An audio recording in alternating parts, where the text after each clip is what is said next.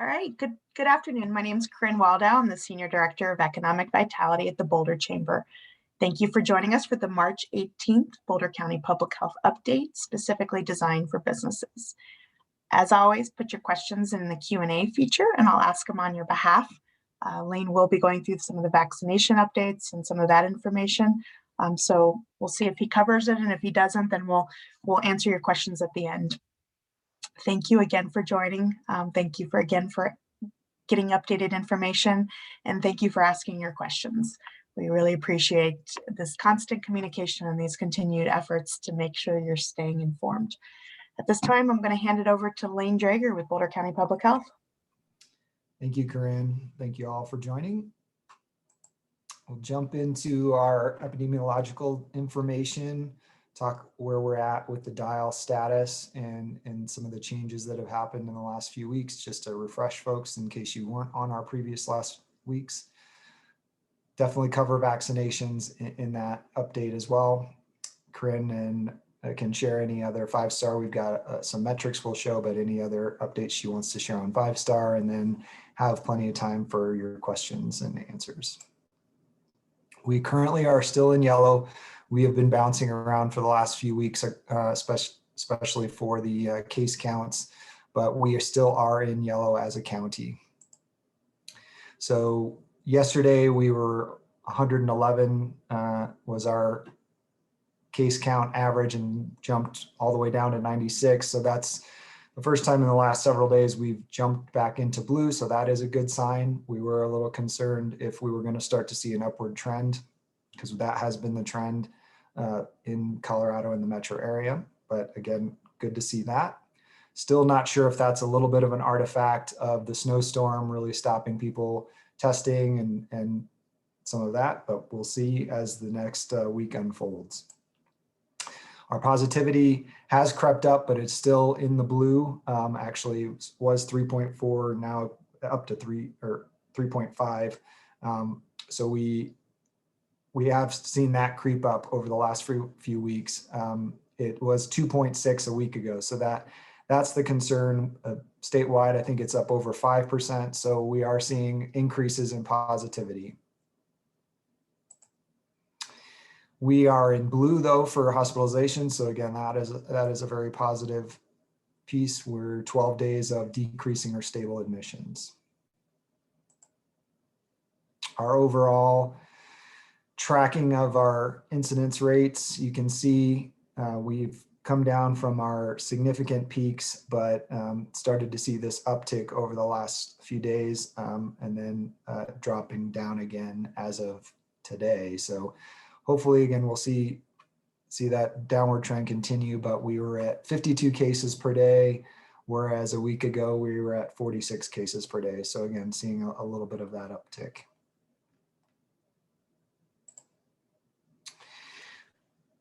Overall breakdown across our community, 29% of the cases in Longmont, 39% in Boulder. So an uptick in Boulder. We had seen Longmont a little more represented in the last several weeks. So 151 cases in the city of Boulder, 106 in Longmont, 59 for Lafayette, Louisville, and Superior. And then the unincorporated county and other municipalities were at 66 cases.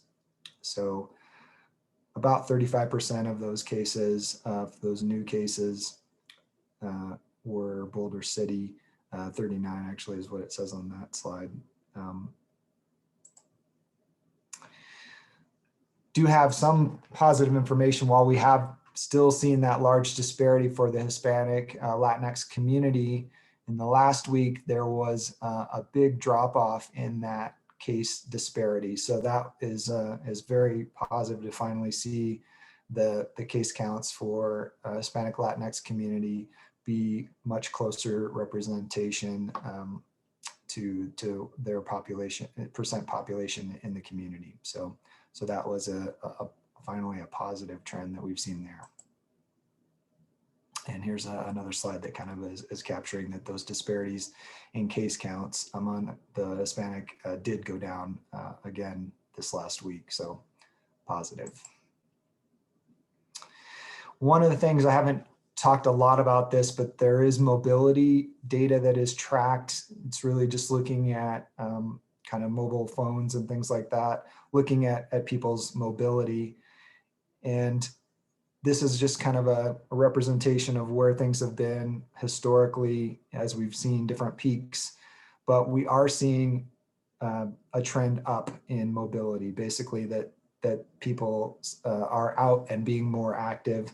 And that is obviously a piece of the puzzle that can result in a higher amount of disease. So we're a little concerned about that people are opening up more and we may not quite be ready for that. So definitely seeing that trend that during the week, possibly people being at work, but it has been an overall increase in how much people are out and about and spending more time outside of their homes. Just to give you kind of our vaccination rates as of earlier this week, we are over 75,000 Boulder residents vaccinated, at least with one, if not two doses. So that is very positive. And again, as we get vaccine, we are disseminating it. It's just the supply continues to be that sticking point. Over 88% of the 70 plus, I know we've been tracking that for a while. We've been well past our target of 70% for some time now, and the state as well. And now getting up to over 50% of that 60 to 69 population. So again, positive trends that we're getting a lot of folks vaccinated. Again, I've shared this link. Over 60% of the metro area have 60 plus population vaccinated. So that also is a positive trend. You can track that metro data on the Denver Public Health site. We're still obviously tracking areas where we're seeing lower vaccination rates. And as you can see represented in the lighter color here on this county map, and then it also extends into some of our neighboring communities, where some of those areas where we're seeing lower populations, lower vaccination rates within our population. So those will continue to be areas we are targeting for vaccine information, as well as some of the strike team clinics that are going to go out to do vaccines. Just to summarize where we were at, our case numbers have trended up a little bit. We hope that is just a short-term piece versus a longer-term piece. Even again, from 2 days ago, that did turn down. So hopefully that's, again, getting back on track. We have seen an increase in the 18 to 22-year-old population. So that is another area of concern of seeing some of that trending up. Very positive to see that decrease disparity in numbers for the Hispanic Latinx community. Again, where we're at with some of our percentages. And as I had shared, one of the other pieces related to testing, not only did our positivity go up, but our amount of folks testing went down. So that's an area that we want to also make sure that's not just an artifact of the storm and cancellation of tests, but that people are continuing to get tests done. That's very important. Vaccine phasing, we've covered this the last few weeks, but I want to just have these slides, especially for folks that need to go back and take. I'm going to go through these really quickly. Not going to talk too much about the 1B3 because that one has been underway for a while, but for those workers, agricultural workers and grocery workers, they have been eligible to be vaccinated now for the last few weeks. So hopefully they are continuing to get vaccinated, as well as any of your employees that are 60 and older, and any that are 16 to 59 with 2 or more comorbidities. So those are all folks that are eligible to be vaccinated right now. Then we have the huge list of folks that are going to be eligible starting tomorrow. So 1B4 is eligibility begins tomorrow. And so that's a huge list of folks, and we've covered this in the past, but we'll just run through these again, just get down to the slide that has the total numbers. But we're looking at 2.5 million folks. This includes our food service restaurant workers, those student-facing higher education, faculty and staff, manufacturing, postal service employees, those frontline facing folks that are in the transportation people that are 50 to 59. So again, any employees across any business that fall into that age group. Public health, human service workers, continuity of government components for state government, all those kind of things, faith leaders, frontline journalists, then people that are 16 to 49 with one of the high-risk conditions that were previously shared for those comorbidities on 1B3. Again, all this kind of information in much more detail will be on the state website. And I mentioned the local government and state government operations. So a huge group of folks. So there's going to be a lot of challenge in folks getting appointments for vaccines, because again, the supply is not nearly enough to hit the demand of this phase. But again, that phase is opening up tomorrow. So what does that mean? And it's actually even ahead of what this timeline is for you as employers, and how do you communicate with your staff? I think the important things to share are there are no costs for these vaccines. So that should not be a deterrent for anyone that they need to worry about. How are they going to pay for this? They will not have to have identification. So for those folks that are undocumented, there should not be a barrier there that they don't need to provide proof of citizenship or anything like that. People's information is also not shared. So again, for folks that are concerned if they were to come forward and get vaccinated, that they could be flagged as someone who is not documented. So want to make sure those barriers are removed.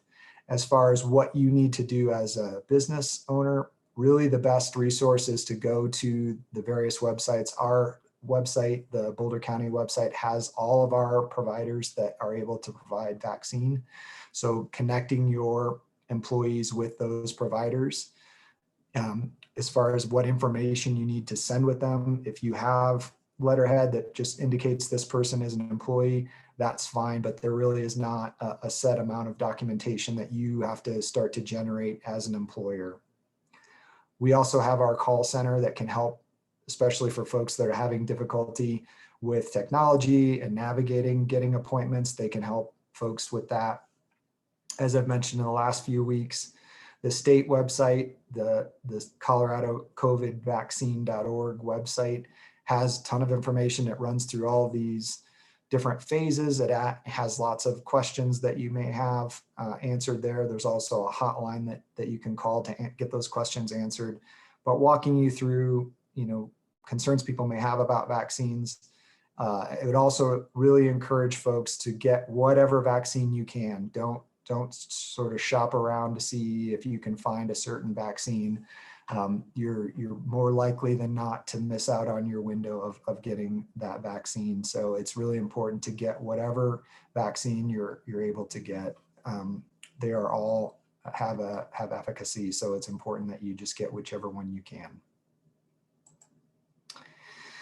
All right, and we had talked about these, and so I may leave these just as slides for people to kind of go back as this is shared, but really where we're at with the dial, this changed a few weeks ago. Nothing else has changed as of right now, but we do know that the dial 3.0 is coming sometime in the next maybe month or so. We don't have an exact timeline.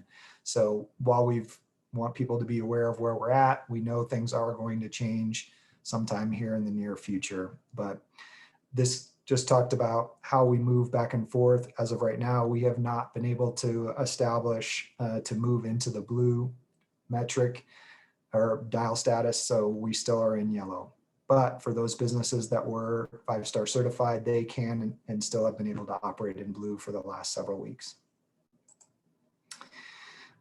Clarified a little bit on spectator distances for when folks are masked versus unmasked. So again, that's 12 feet from a masked performer and 25 feet from an unmasked performer. Capacity changes. We haven't hit level blue, but if we do, there are some increases there, except for, again, those 5-star businesses have been able to operate in blue. So last call for 5-star businesses is 2 a.m. For others, it's 1 a.m. That was a change in the dial in general, but again, that additional hour for those 5-star businesses. Indoor events, there's an increase specifically kind of for graduation events and things like that, but looking at where we're at dial status wise on how many people are allowed. So and depending on whether it's seated or unseated. So again, if you have events that you're planning, definitely dig into that some more so you have those. And if you have specific event questions, you can send those to our COVID business team and we can help sort some of those pieces out for you. As we've talked about for the last several weeks, those 5-star businesses get an additional 50 people when we're able to meet the blue metric.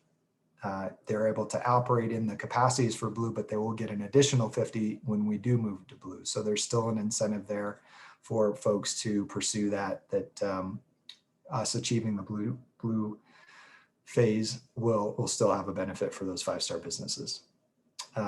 There is some school pieces there, and I know we have some specific outreach to schools, so I won't spend a lot of time on that one. Oops, jumped over that. So our 5-star program update, here are the metrics: 55 businesses certified, 61 audits, and then Corinne, any other 5-star notes you wanted to share? I was just going to add that the state released guidance on outdoor events and large-scale indoor and outdoor events. We are working with the administrative committee and Boulder County Public Health and H2 to develop the checklists necessary to be able to open this up for outdoor facilities. So just letting you know, that's more outdoor events, and then the large scale outdoor and indoor events. I'm not sure there are many facilities in Boulder. It has to be contiguous space on the indoor, but there might be some large scale outdoor facilities that we'll have to look at. So we're finalizing those checklists, and then we will release those. And I know there's some people specifically waiting for the outdoor. So as soon as those are ready, we will send those out, and you'll be able to then apply for 5-star for different venues than we've had in the past. Thanks, Corinne. Just a reminder about the exposure notification system for additional tracking and support for early identification of exposures. Easy app for you to add. This is our schedule. We are not intending to have sessions next week. So we will have a break next week, but then come back the following week and potentially may have additional updates. I'm not sure again, timing wise, on when we will see the dial 3.0, but it will be potentially in that timeline, if not within a few weeks of that. So as we have, again, any major changes, we'll make sure to get that out to folks. And just make sure you have our contact information and the call center number, and we can jump into questions. Great. Let's start with vaccination questions. So you give the percent of at least one shot of, what is the percent of at least one shot of vaccine in Boulder County? If you could go back to that slide, that'd be great. And then there was a question as to whether or not there's a city breakdown to that, other than the map that you show that shows the concentration. I don't know that we have counts by municipality on our website. You can check. I don't know that that is there. Oops, that's this. So the number of people that have a single immunization is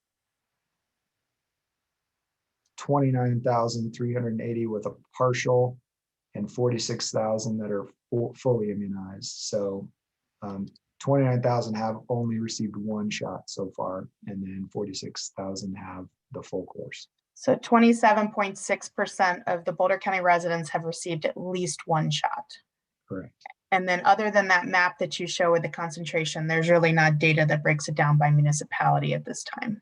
I don't know that I don't think we have counts by municipality shared anywhere. I don't know that that's, you can look at our Boulder County COVID site to see if there's any municipal data on there. I don't know that there is. I don't get that on a weekly basis in the summary that's sent to me. So I will look, and for 2 weeks from now, if we do have that, I'll add that into our slide deck. And then, I read in the news that, to service some of those areas where there's low vaccination, to service some of the inequities that are happening, that you Boulder County Public Health partnered with Boulder Community Health on that mobile vaccination clinic. So that's one of the solutions that are out there to try to cover some of the areas that are lower, have some of the lower vaccination rates, or some of the disparities that we're seeing in the vaccination, correct? Yeah, and there's other providers are trying to do some strike team efforts where they're taking folks and going out to give vaccinations rather than coming to the provider's site. So there's multiple efforts to try to get out to community rather than people who are having mobility issues and challenges to get to the sites. I think it's an example of great partnerships we have in our community when BCPH and Boulder Community Health created this solution together to go out to communities. All right, so can you repeat what documentation, for example, manufacturers or restaurant employees or anything might need in order to be able to get a vaccine under 1B4? So again, Boulder County Public Health will not be coordinating vaccines for businesses. So going to our provider lists, sort of as a business, if you're large enough, I don't know if providers will be able to come out to you. You certainly can try to pursue that on your own, but getting linked up with the various providers that are going to be out there. Again, there's not a set requirement that you have to do. I would suggest if you have letterhead and you can just indicate, the name of the employee that is the essential worker, where they qualify in 1B4, that should certainly be adequate. But again, I don't know if providers will be setting up specific clinics for each business or not. That will, again, it's kind of back on the businesses now to work with the various providers to try to get in there. And we know that that's going to be a challenge because there's going to be so many people that want it and not enough vaccine. And I actually, that's the next question, which is, we're in 1B4, we have a large facility, we have a lot of employees. Any suggestions on how we connect, or we do this an on-site type clinic? And your answer is you're going to need to connect with some of the providers, just like the school districts had to connect with BCH to try to create those clinics for employees. You're going to need to connect with the providers and try to coordinate if that's possible, or coordinate with your healthcare provider or so forth. I did send out a link that the state is providing.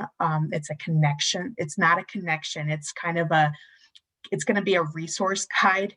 So I sent out a link where you could go in and fill out this form for frontline essential workers. And the form is for the businesses who need assistance in connecting with vaccine providers. And really what they're going to do is they're going to send you the list of vaccine providers and potentially how to connect with them and how to create vaccination plans for your employees or members. So it's not going to connect you to a provider, but it would probably be more of a how-to guide.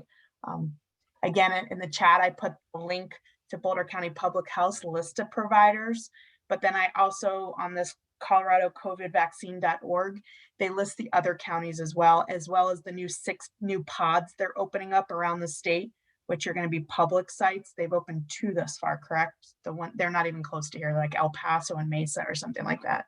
Yeah, I don't know of the Boulder County one, but as Corinne said, the Colorado website has all providers for all counties, and so our website is just specific to Boulder County. Yeah, there's not going to be a Boulder County one. There will be one in Loveland at the ranch, and then I think there's going to be one down a little south of us. So those are more those public sites that you can register through as well. All right, I think we just answered a couple questions there.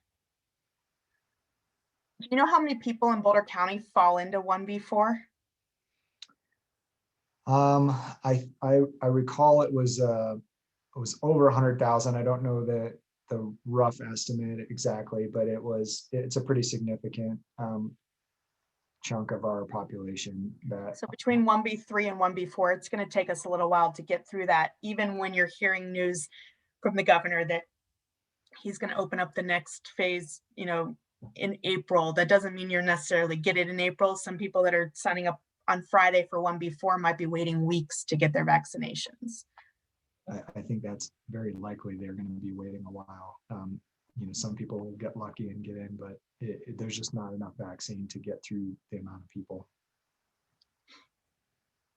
What if you volunteer for human services? Are you eligible in one before, or would you need to work with the company you volunteer through?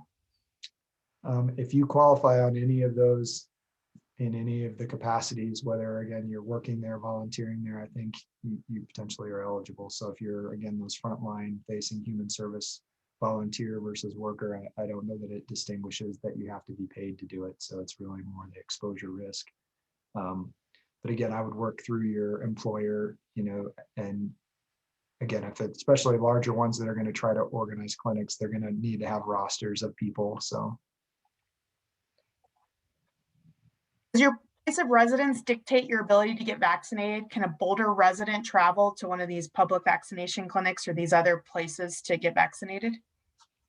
you're just need to make sure that you're actually have a slot there. So I don't think the public sites are going to be first come, first serve. I think there's probably going to be a little bit of a registration to manage numbers of folks. So it isn't just everybody that shows up will get a vaccine. They're going to still have limited supplies. But yeah, once you're eligible within a phase, there isn't any restriction that you must go to the closest provider. You can go to any provider. And one of the purpose of these 6 large pods, and they're trying to place them all over the state. And I got a question about this. One of them will be up at the ranch in Loveland, and it hasn't opened yet. And there is a pre-registration. One of them is to get more people vaccinated at these large scale clinics, and it doesn't matter where your residency is on that. So I just answered another question, which was about people in Longmont might be willing to drive up to the Loveland, for example, clinic if they can get a space on that public pod. But yeah, if you're a Colorado resident, you can get vaccinated anywhere in Colorado. For a while there, some of the other states, they weren't even checking residency. My grandmother in Florida said they were doing vaccination tourism for a little while. They put a kibosh on that for a little bit. All right.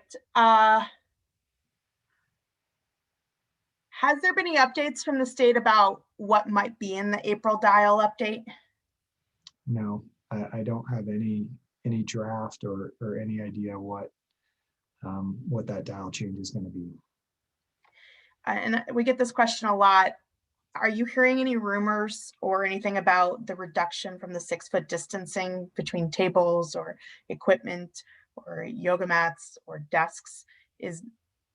Are you hearing any potential that they'll be reducing that 6-foot distancing down? I don't know if they will or not. I can say from the public health disease prevention, masks, social distancing, hygiene, those are the essential pieces. So when those go away, we're going to reduce our ability to prevent the disease. So taking those things away just means we will have more disease spread. So until we really see herd immunity, I don't think we should remove those. Whether that happens or not, I don't know. But we have not heard anything of whether that's going to happen or not. And I've been talking to some of the lobbying organizations and some of the others, and they're not hearing that as something that will be reduced in the next dial phase specifically. They might increase capacities or some of those pieces, but I haven't heard it yet. But that doesn't mean between you and I not hearing it, it won't happen. But I wouldn't plan on the 6 foot being reduced anytime soon. So let's plan for the 6 foot the 6 foot distancing is one of the basic, as you said, public health protection guidelines.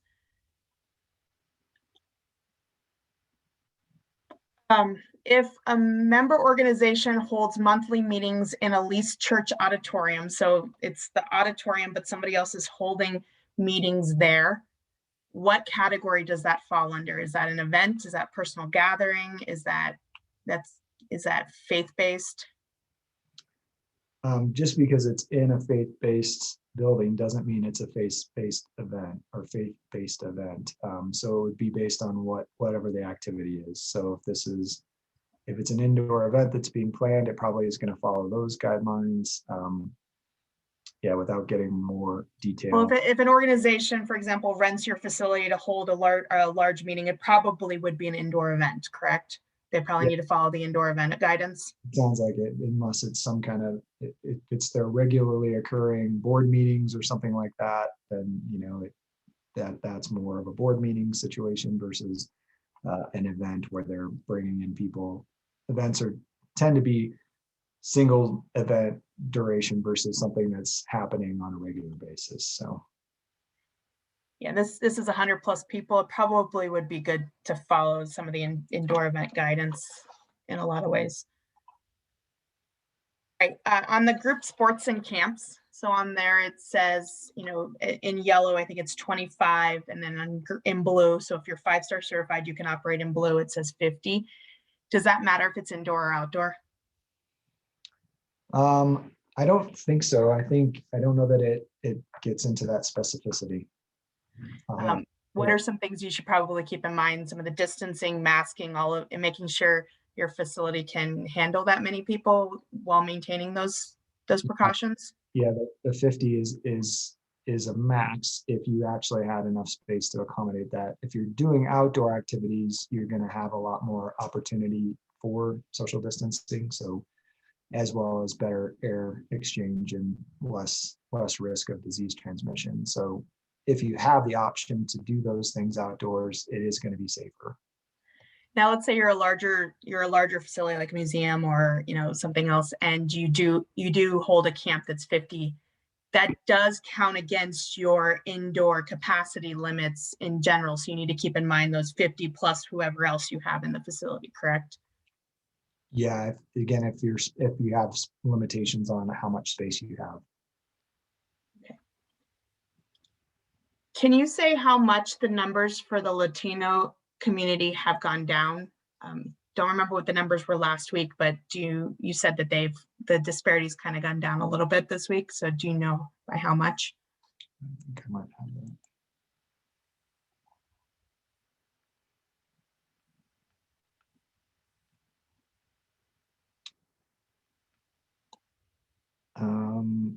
So in the last week, 15.8% of the cases were among the Hispanic Latinx community, and the Hispanic Latinx community is about 14% of the population.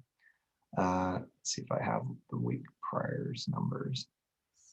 So part of the indicator is when that number of cases is well higher than the percentage of the population in our county, that's where we generate that disparity. So that we're coming closer to the makeup of our community and the percentages of that population.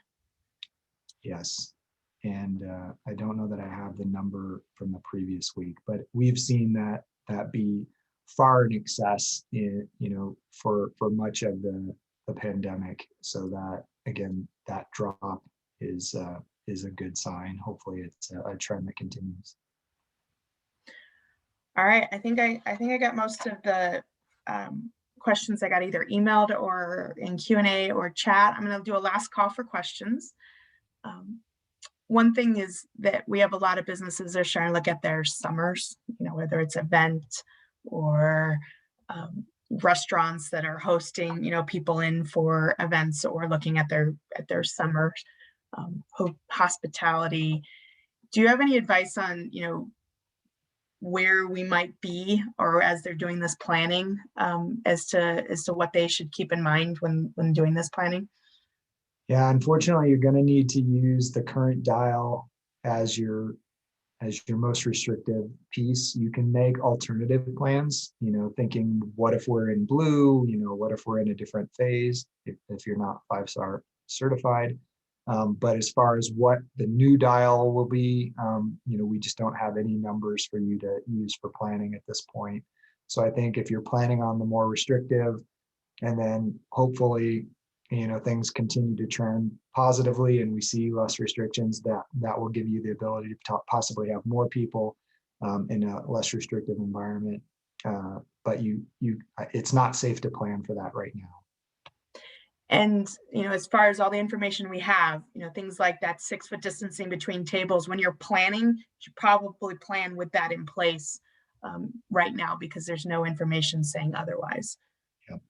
Yeah, we had a restaurant email saying, I have a group coming in from Texas where there's no restrictions, and they don't understand why I can't fit more people in, or, understand why we're not able to do some of their capacity needs.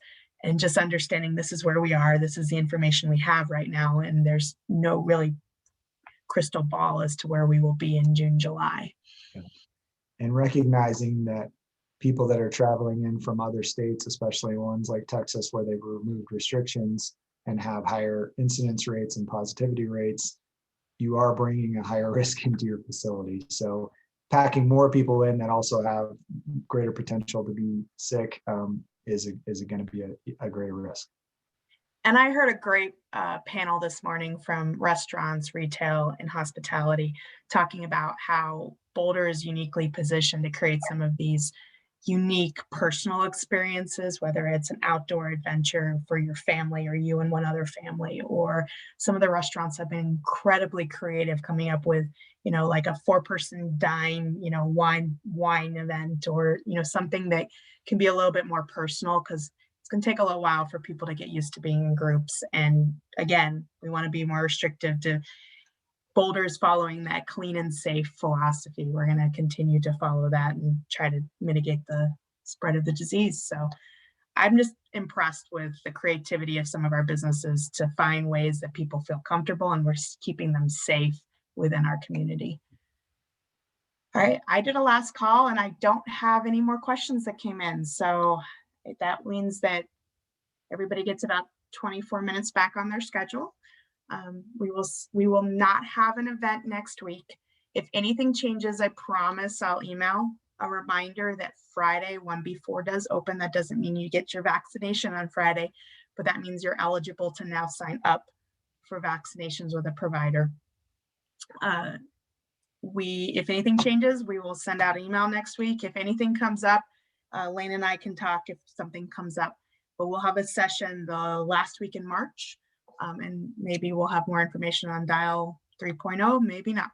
So hopefully we have a little bit more information, but you never know. All right, everybody have a wonderful afternoon. And thank you, Wayne, as always. Thank you.